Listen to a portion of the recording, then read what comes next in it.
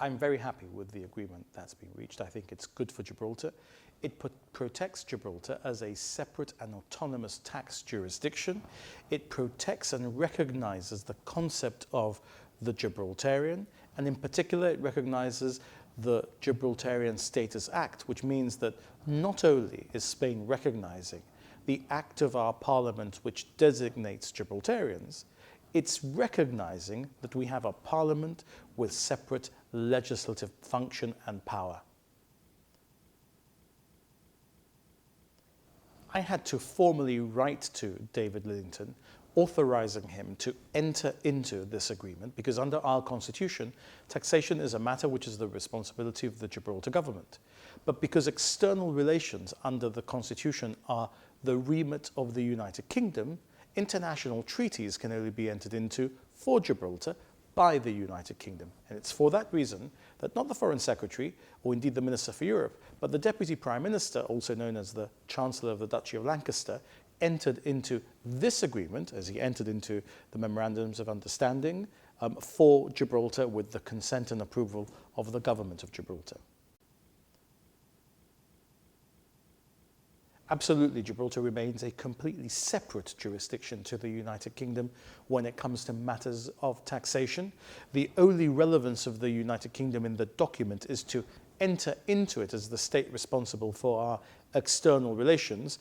There is a recognition by Spain of the Gibraltar Competent Authority, the Income Tax Office, as the Gibraltar Competent Authority, and the interchange will be between the Spanish competent authorities in taxation and the Gibraltar competent authorities in taxation. And that will be a direct exchange between Gibraltar and Spain, and Gibraltar therefore being a separate jurisdiction to the United Kingdom.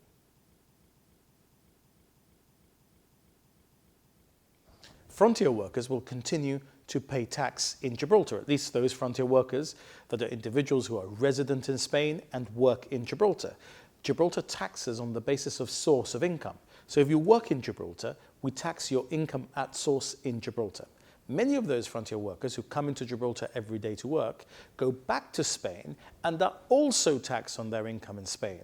What this agreement does is it says that both states will give unilateral tax relief against tax paid already in a particular state.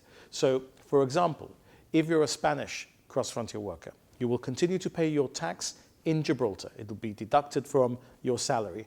When in Spain, you will have to pay only the difference between the higher rate of tax in Spain and the amount of tax you've paid in Gibraltar, if there is a higher difference. There's a handful of Gibraltarians who live here and actually work in Spain. They will pay their tax in Spain, and in Gibraltar we will not require them to pay anything other than the difference between the Gibraltar tax rate and whatever tax they paid in Spain.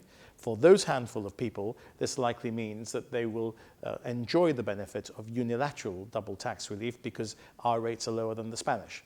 But for Gibraltar's tax take, for our income tax office, and our PAYE take, this will not mean that we lose income from cross-frontier workers.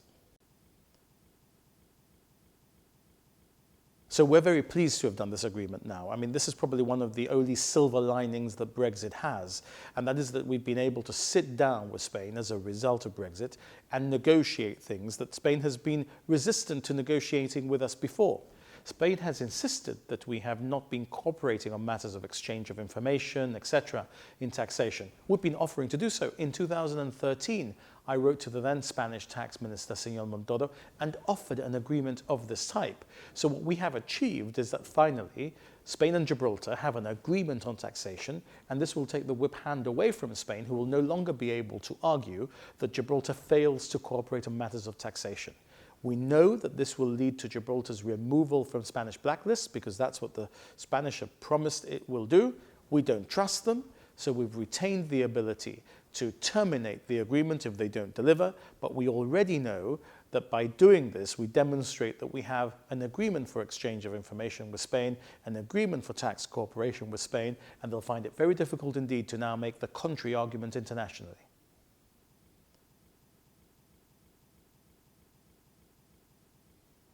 Absolutely, if Spain fails to comply with its obligations under this agreement, we have retained the right to terminate the agreement. We give 6 months' notice and the agreement is over.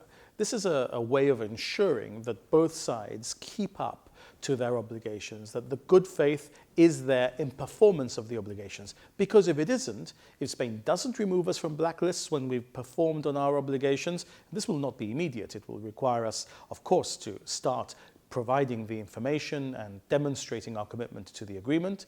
Then we will stop complying with the obligations under the agreement. We will give notice to rescind and terminate the agreement as we're entitled to do under the terms of this agreement.